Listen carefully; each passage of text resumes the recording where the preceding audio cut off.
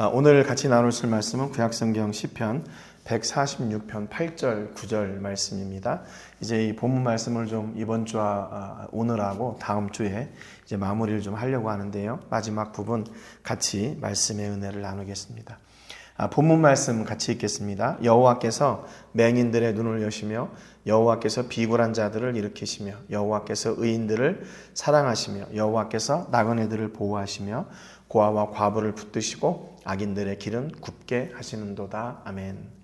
그러니까 어제 잠깐 저희가 이제 회당에 대해서 말씀을 나눴죠. 그래서 이제 그 예수님 앞에 무릎 꿇고 나온 그 회당장 야이로의 모습을 보면서 당시에 유대인들이 거하던 곳은 모두가 다 회당 중심으로 운영이 되었고 또 그 회당을 통해서 교육도 받고 또 정치나 아니면 이런 교육이나 아니면 재판, 생활 이 모든 것의 중심이었다고 그랬죠. 그런데 그 높은 위치에 있는 사람이 예수님 앞에 와서 머리를 조아리고 엎드렸던 그 결정적인 이유는 뭐냐면 지금 그 사람은 예수님 앞에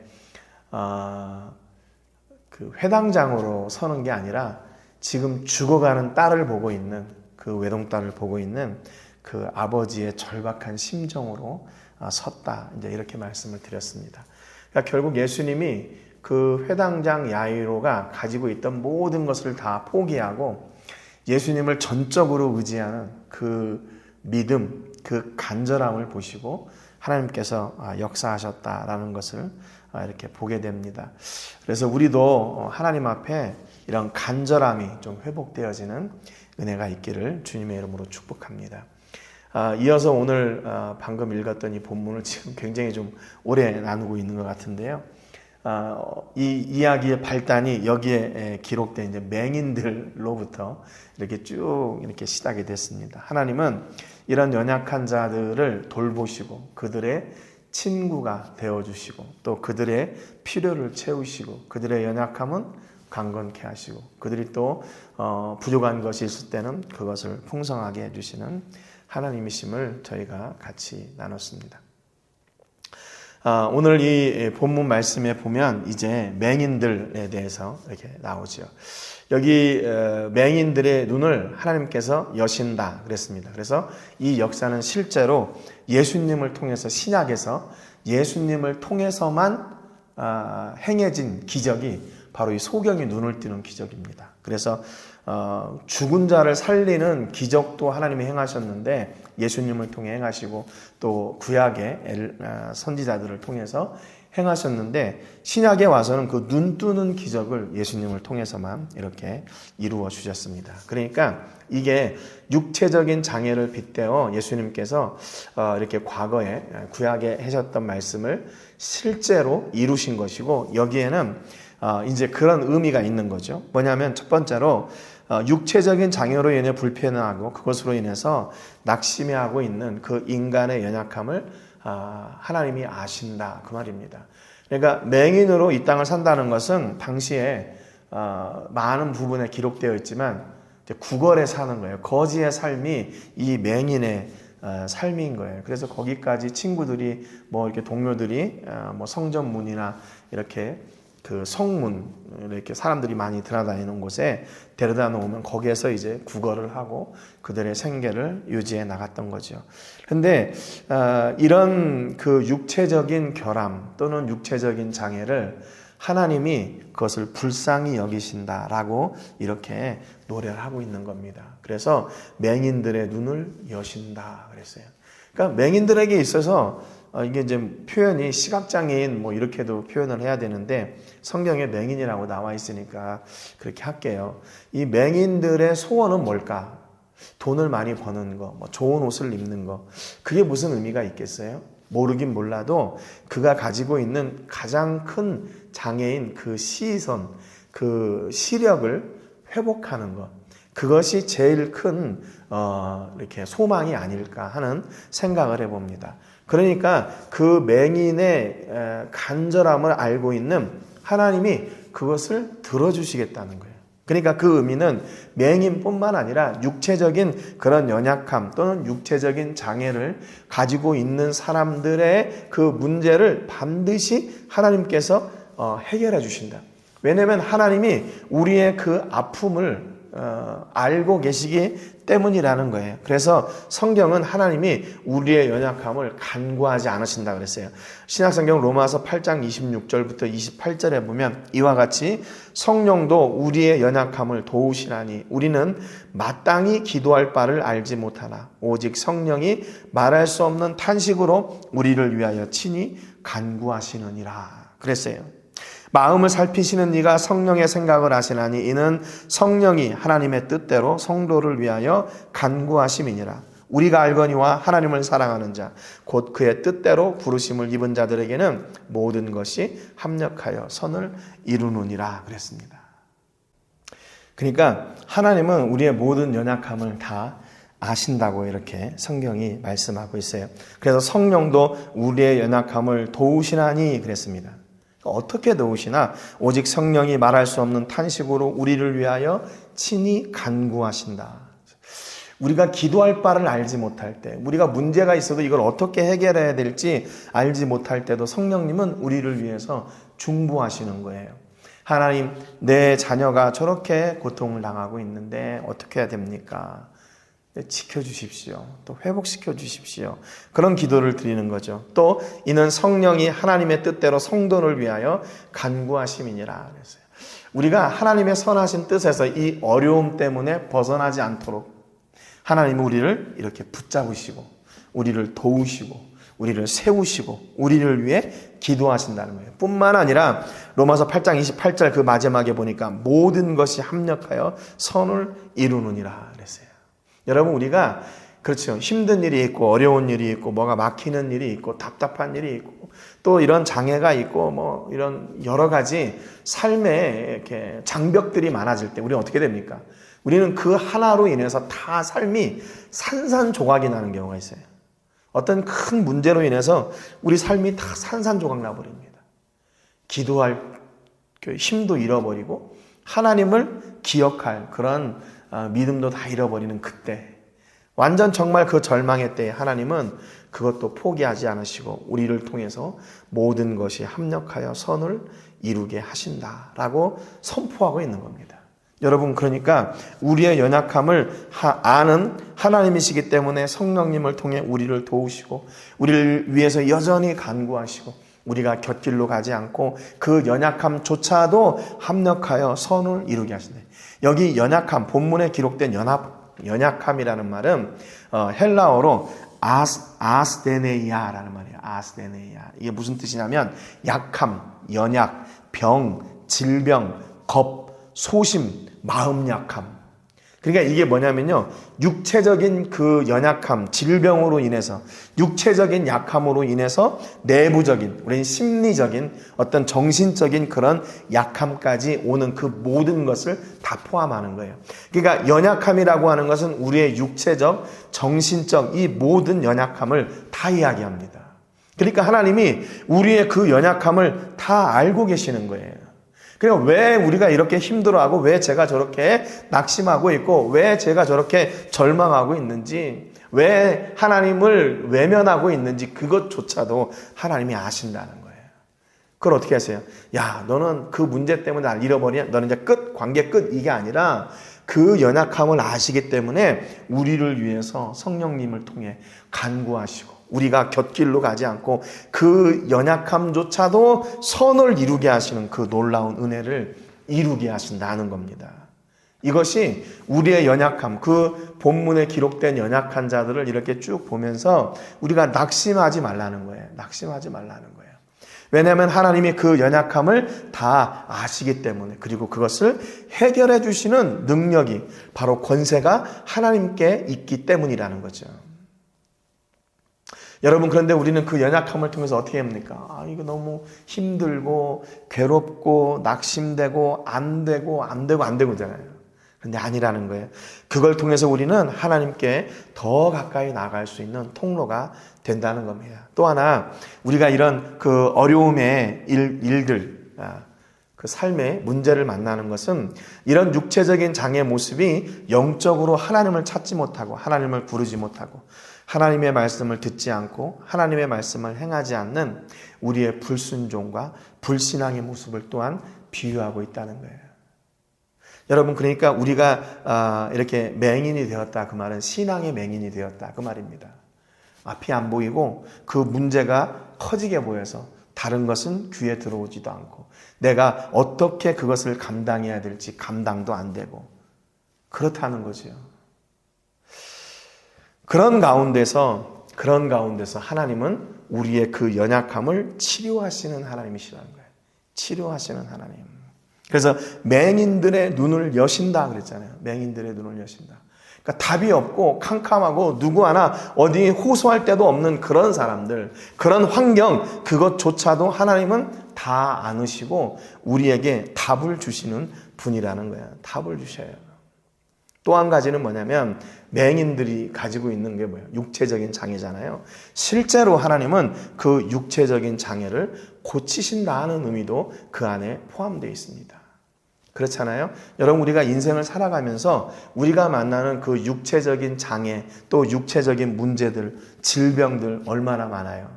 물론 태어날 때부터 그런 사람도 있지만 인생을 살아가다가 자칫 잘못해가지고 내가 만나게 된 어떤 사고나 어떤 병이나 이런 외부적인 요인으로 인해서 내가 또 이렇게 육체적인 장애 또는 문제를 가질 수가 있어요. 또는 정신적인 문제나 장애를 가질 수도 있습니다. 그런데 하나님은 그것을 철저하게 치료하시는 하나님이라는 거예요. 치료하시는 하나님.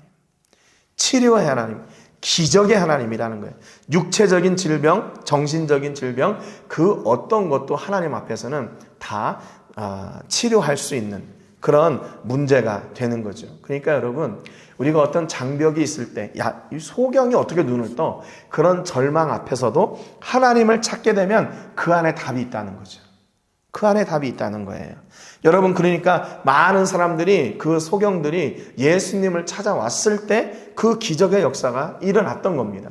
소리치고 다른 사람들이 다 뭐라고 하고, 야, 너가 지금 왜 이렇게 소리 지르고 있어? 우리도 지금 예수님 만나기 힘든데 네가 어디 와가지고 여기서 이렇게 소리를 지르고 있어? 절로 가! 뭐 이렇게 멸시를 하고 천대를 하고 그런다 할지라도 그들은 다윗의 자손 예수여, 우리를 불쌍히 여기셔서 외치고 하나님 앞에 예수님 앞에 나가서 그렇게 간구했을 때 그들의 소원이 이루어졌던 거죠. 여러분, 그것보다 더 큰 소망이 어디 있어요? 그것보다 더 큰 은혜와 능력이 어디 있습니까? 그러니까 우리가 하나님을 철저하게 고백하고 하나님을 철저하게 따르고 또 신실한 믿음, 변치 않는 믿음으로 예수님을 찾을 때 우리 안에 있던 모든 그런 육체적인 장애나 장벽들이 완전하게 다 해결된다는 겁니다.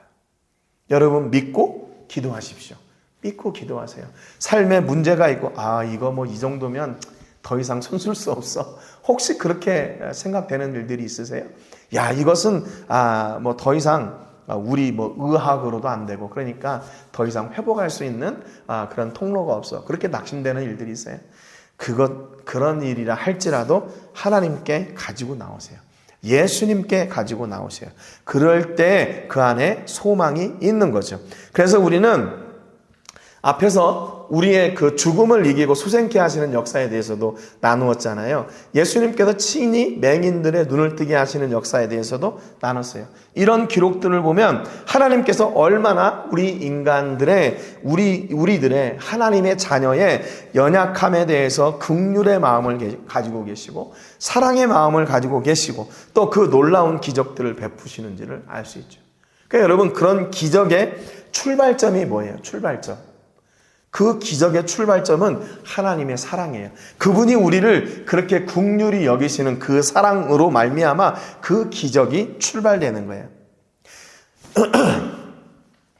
앤드류 레파포트라고 하는 분이 있는데 이분이 성경에 기록된 기적에 대해서 이렇게 연구를 했어요. 성경에 기록된 기적들이 265가지가 있대요. 265가지. 그 가운데 예수님께서 4가지의 기적을 일으켰대요. 그래서 성경에 언급된 모든 기적의 39%가 예수님에 의해서 행해졌대요. 그러니까 여러분, 이게 성경의 기록이 약 4,000년의 기록이라고 그러거든요. 4,000년 동안 이 놀라운 역사, 기적의 역사가 제일 많이 일어났던 시기가 바로 예수님 시기예요. 예수님 시기. 유래상 역사적으로 이런 때가 없었다는 겁니다. 이런 놀라운 기적들이 예수님이 공생에 3년 사시는 동안에 이렇게 성경에 기록된 기적의 39%가 행해지는 그 3년 만에 이런 일들이 없었다는 거예요. 여러분, 그러니까 이 하나님의 놀라운 역사하심이 얼마나 그 예수님에게 집중되어졌고 예수님을 통해서 얼마나 더 놀라운 일을 이루기를 원하시는지, 이거 너무나도 명확한 거 아닙니까? 왜 예수님께서 그런 기적들을 행해 주셨어요? 우리가 그것으로 인해서, 그 문제로, 그 어떤 질병으로 인해서 고통당하고 있으니까 하나님이 그걸 보시기가 답답하신 거죠. 그걸 보시기가 안타까우신 거예요. 그래서 그걸 치료하시는 거예요. 허버트 로케어라고 하는 분은 그의 책에서 보니까 구약의 83가지의 기적, 또 신약의 81가지의 기적이 기록되어 있다고, 그 기적의 종류들을 또 이렇게 설명을 해놨어요. 여러분, 이런 기적들이 왜 일어나는 거예요? 왜 일어나요?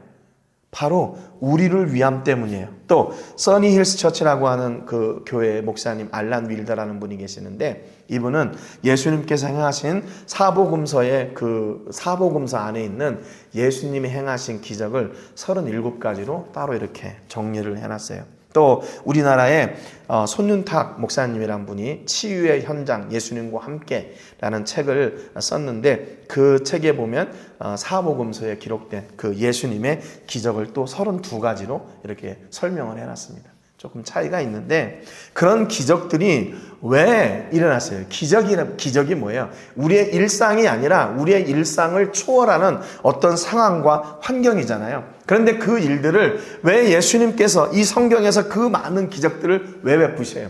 그 기적을 베풀므로 말미암아 결국 하나님의 사랑이, 우리를 향하신 하나님의 사랑이 얼마나 크고 위대한 것인지를 보여주시는 거예요.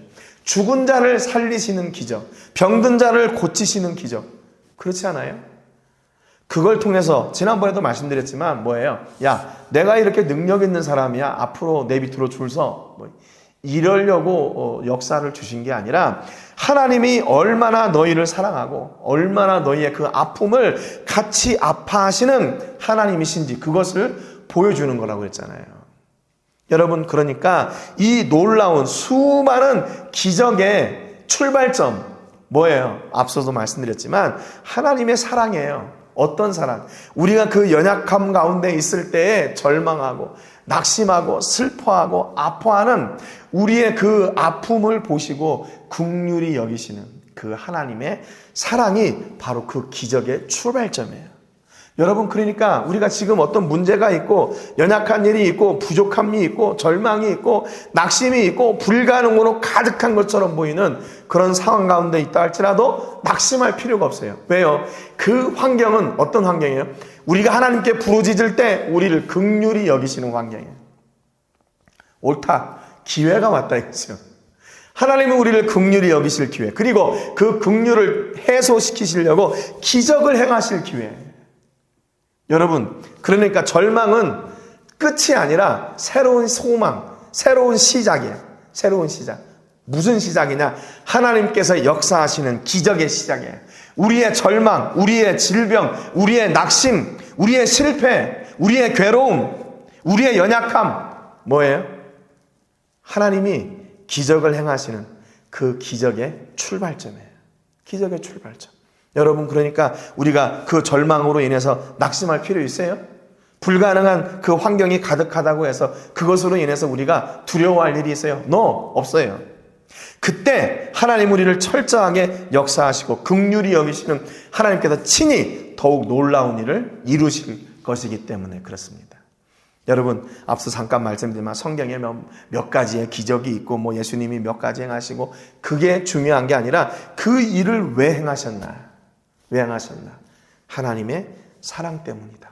우리를 긍휼히 여기시는 하나님의 사랑 때문이다. 여러분의 삶 속에서 이 우리를 긍휼히 여기시는 하나님의 놀라운 사랑과 은혜와 또 우리를 회복해 가시고 또 치료하시는 은혜가 여러분의 삶 속에 넘치시기를 주님의 이름으로 축복합니다. 혹시 오늘 여러분의 삶 속에서 또 두려워하거나 낙심되는 일들이 있다면 그것으로 인해서 절망하지 마시고 그것이 바로 하나님께서 역사하시는 축복의 통로가 됨을 잊지 않고 더욱 하나님께 가까이 감사로 나가는 여러분 되시기를 주님의 이름으로 축복합니다.